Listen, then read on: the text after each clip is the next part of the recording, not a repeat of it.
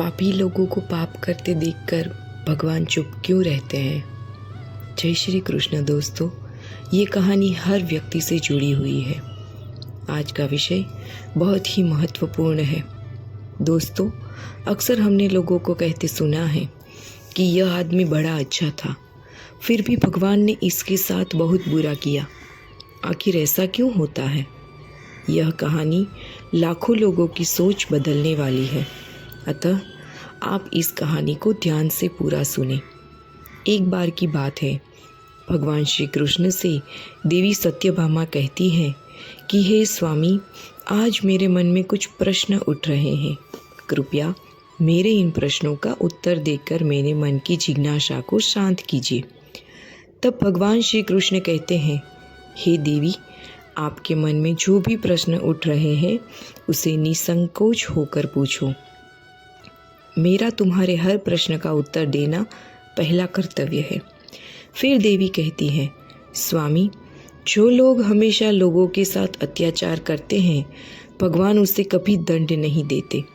वह तो धन दौलत से बढ़ता जा रहा है। आखिर यह सब भगवान कैसे देख सकते हैं? भगवान अपनी आंखों के सामने पाप होता हुआ कैसे देख सकते हैं? इस प्रकार तो लोगों का भगवान पर से विश्वास ही उठ जाएगा। आखिर भगवान पाप होते हुए कैसे देख रहते हैं? तब श्री कृष्ण कहते हैं, हे देवी, आज तुमने हर मनुष्य का कल्याण करने वाला बहुत ही अच्छा प्रश्न पूछा है। मैं तुम्हें इसका उत्तर एक छोटी सी कहानी के माध्यम से बताने वाला हूँ, इसलिए पूरे ध्यान से इस कहानी को सुनिए। कृपया आधा ना छोड़ें। फिर देवी कहती है, स्वामी, मैं इस कहानी को पूरा ज़रूर सुनूंगी, क्योंकि मुझे आपके मुख से इस कहानी को सुनने का सौभाग्य प्राप्त हो रहा है। श्रोताओं, फिर भगवान कहानी को सुनाना प्रारंभ करते हैं। श्रोताओं, भगवान श्री कृष्ण ने इस कहानी के माध्यम से जीवन की गहराई को समझाया है। एक समय की बात है, किसी गांव में भगवान विष्णु का एक बहुत ही सुंदर मंदिर बना हुआ था।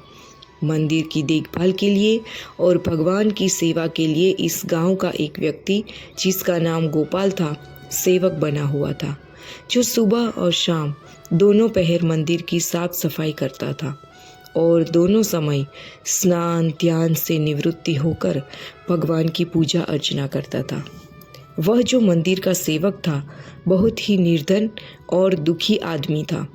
मंदिर पर आने वाले श्रद्धालुओं द्वारा उसे जो कुछ दान दक्षिणा दे दी जाती थी, वो उसी से अपने परिवार का गुजारा करता था।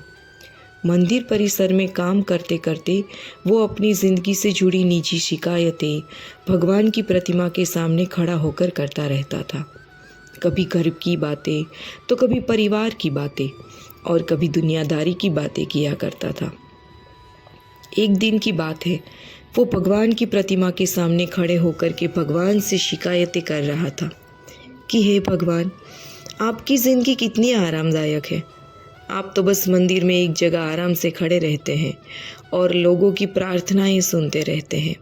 कोई तुम्हें लड्डुओं का भोग लगा जाता है तो कोई प्रसाद चढ़ा जाता है। तरह तरह के मिष्ठान और पकवान भी आपको यहीं खड़े खड़े खाने को मिलते रहते हैं। तुम्हारा जीवन कितना आसान है और मेरी ज़िंदगी कितनी कठिन है। मेरी छोटी सी ज़िंदगी है, उसमें 1000 तरह की व्याधियाँ भरी पड़ी है, जो 1000 तरह की परेशानियाँ देती हैं। दिन भर कड़ी मेहनत करता हूँ, तब कहीं 2 समय का खाना मैं अपने परिवार के लिए जुटा पाता हूँ। लेकिन उन पापी पाखंडियों को देखो, जो दिन रात बुरे कर्मों में लीन रहते हैं, फिर भी मौज की ज़िंदगी जी रहे हैं। हे भगवान, यदि मेरी ज़िंदगी भी आपकी तरह होती तो मेरा जीवन कितना खुशहाल होता।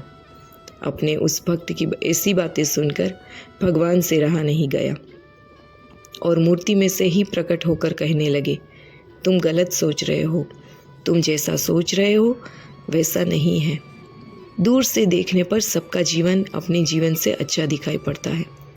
जब हमें उसकी वास्तविक ज़िंदगी का पता चलता है, तब समझ में आता है कि ये तो मुझसे भी गया गुजरा जीवन जी रहा था। तुम मेरी ज़िंदगी को आसान समझ रहे हो। मेरा जीवन उतना आसान नहीं है जितना तुम समझ रहे हो।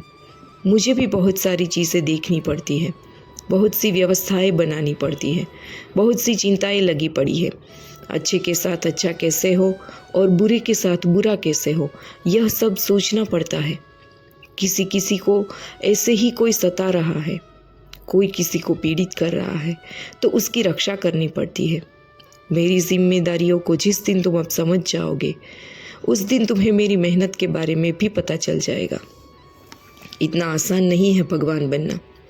जिस तरह पिता बनकर मनुष्य अपनी संतानों को निभाते हैं, उनके दुख सुख अच्छे बुरे का ख्याल रखते हैं, उस तरह मुझे भी तुम सबका ख्याल रखना पड़ता है। इतनी सारी जिम्मेदारियों को एक साथ निभाना आसान काम नहीं है। भगवान की बात सुनकर भक्त बोला, हे भगवान, ये आप कैसी बातें कर रहे हैं? आपका काम तो सचमुच में बड़ा आसान है। जिस तरह पूरे दिन आप खड़े रहते हैं, तुम्हारी तरह मैं भी पूरे दिन खड़ा रह सकता हूँ। इसमें क्या बड़ी बात है? भगवान बोले, बेटा, मैं फिर कहता हूँ, तुम नहीं कर पाओगे। मेरे इस कार्य में बड़े धैर्य की आवश्यकता पड़ती है और मनुष्य में इतना धैर्य नहीं है कि वो परिणाम घोषित होने तक रुक पाए। मनुष्य के अंदर यह कमज़ोरी होती है कि वह थोड़ा सा सुख पाकर घमंड से भर जाता है और जरा भी दुख पड़ गया तो टूट कर बिखर जाता है। वह अपने धैर्य को बनाकर नहीं रख पाता। भक्त बोला, अगर ऐसी बात है तो आप मुझे एक दिन के लिए अपनी ज़िंदगी जी लेने दीजिए, फिर आप जैसा कहेंगे मैं वैसा ही करूँगा। दोस्तों, भगवान ने उसे बहुत समझाया, पर वो बड़ा ज़िद्दी था। उसने एक नहीं मानी। भगवान ने भी सोचा कि चलो मैं इसे एक दिन के लिए अपनी ज़िंदगी दिए देता हूँ। कुछ लोगों पर उपदेशों का प्रभाव नहीं पड़ता। तो दोस्तों, फिर भगवान ने कहा, ठीक है बेटा, एक दिन के लिए मैं तुम्हें भगवान बनाता हूँ और तुम्हारी ज़िंदगी में जीता हूँ, और फिर देखते हैं कि तुम मेरा काम किस ढंग से करते हो। और हाँ, मेरी ज़िंदगी जीने के लिए तुम्हें कुछ शर्तों का पालन करना होगा। भक्त बोला, हे भगवान, मैं तुम्हारी सारी शर्तें मानने को तैयार हूँ। बताइए, क्या है आपकी शर्त? भगवान बोले, बेटा सुनो, मंदिर में रोज़ाना बहुत से लोग आएंगे जाएंगे, जिसमें अच्छे भी लोग होंगे और बुरे भी, क्योंकि भगवान पर तो सबका ही अधिकार होता है। यदि किसी का पिता एक बेटा निकम्मा निकला तो क्या वो पिता उसे अपना बेटा नहीं बताएगा? इसी तरह अच्छे बुरे दोनों लोग मेरे बेटे हैं, पर परिणाम मैं उनको उनके कर्मों के अनुसार ही देता हूँ। भगवान बोले, बेटा, जब तुम भगवान बनकर मेरे स्थान पर खड़े हो गए तो तुम्हें अच्छा कहने वाले लोग भी आएंगे और बुरा कहने वाले भी आएंगे।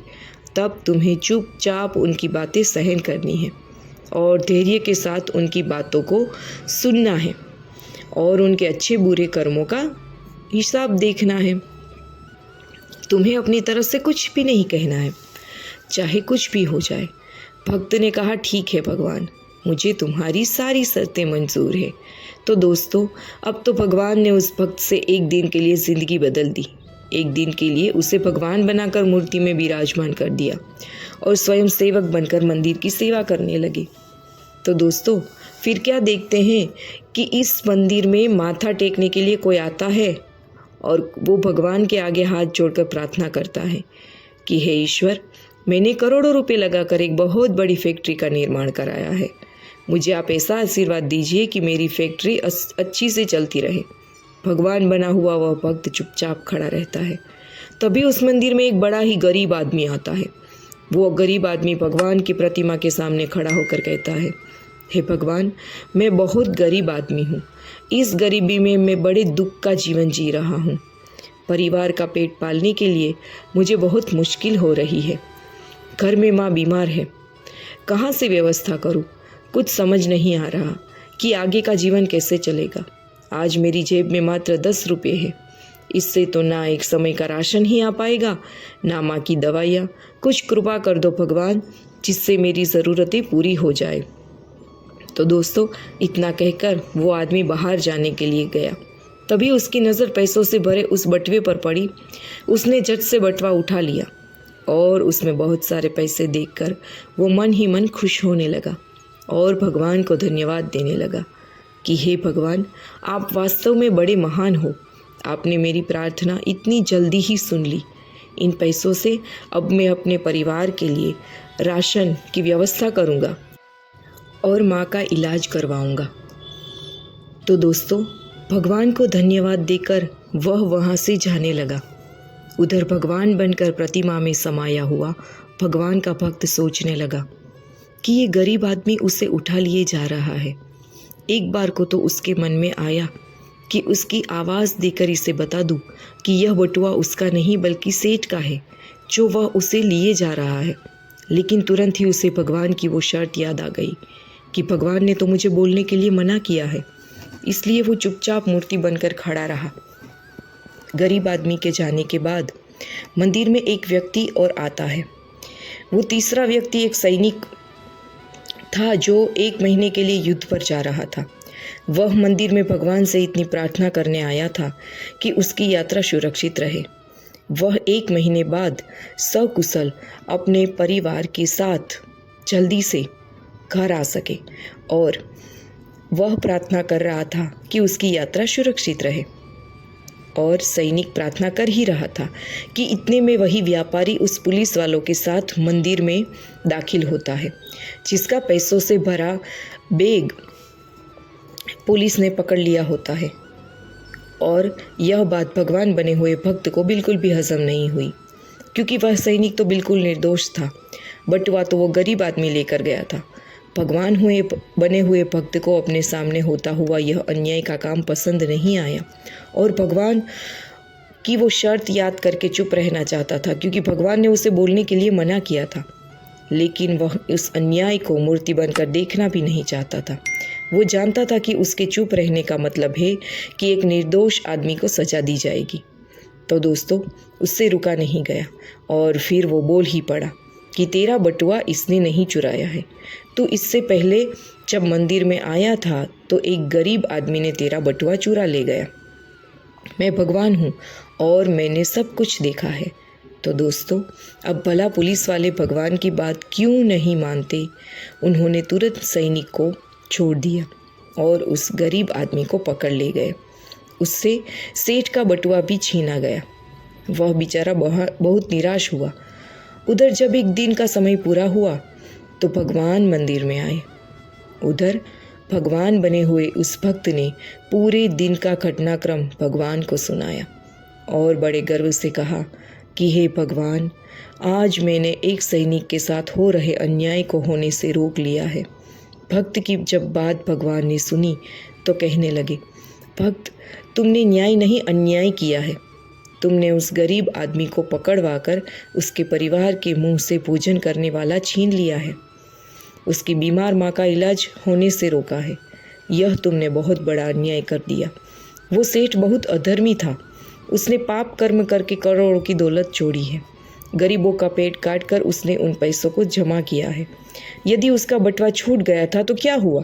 कम से कम किसी गरीब का तो कुछ भला हो जाता और उस सेठ के कुछ पाप भी कम हो जाते। लेकिन तुमने उस सैनिक को बचाकर भी बहुत अन्याय किया है। वह सैनिक अपने राजा के साथ युद्ध में जाकर एक कमज़ोर देश का राज्य हड़पने वाला था। जानते हो उस युद्ध में कितने निर्दोष मारे जाएंगे? तुमने उसे बचाकर अन्याय किया है। भक्त को भगवान की बात सुनकर बड़ा पश्चाताप हुआ और वह कहने लगा, हे भगवान, मैं तो वहीं देख पा रहा था जो मेरी आंखों के सामने हो रहा था। उसके पीछे की सच्चाई कुछ और होगी, ये मैं नहीं देख पा रहा था। वह कहने लगा, हे भगवान, दुनिया को सिर्फ आप ही चला सकते हो, क्योंकि आप जीवन के हर पहलू को अच्छी तरह से देखभाल करके कार्य करते हैं। आप जो करते हैं अच्छा ही करते हैं। गलत तो हम हैं जो जीवन की वास्तविकता को समझ नहीं पाते। उससे पहले ही आप पर दोषारोपण करने लगते हैं। जब हमारे साथ कुछ गलत हो रहा होता है या हमारे हिसाब से कुछ नहीं होता, तो उस समय हम अपना धैर्य खोकर भगवान पर कटाक्ष करने लगते हैं, भगवान को दोष देने लगते हैं। यह समझ नहीं पाते कि हमारे साथ हो रहे गलत कार्य में भी भगवान की कोई न कोई योजना छुपी हुई होती है, जो आगे चलकर हमारे लिए हितकर साबित हो सकती है। समझदारी इसी में है कि हमें गंभीरतापूर्वक कार्य करके अगले पिछले परिणाम को सोच लेना चाहिए।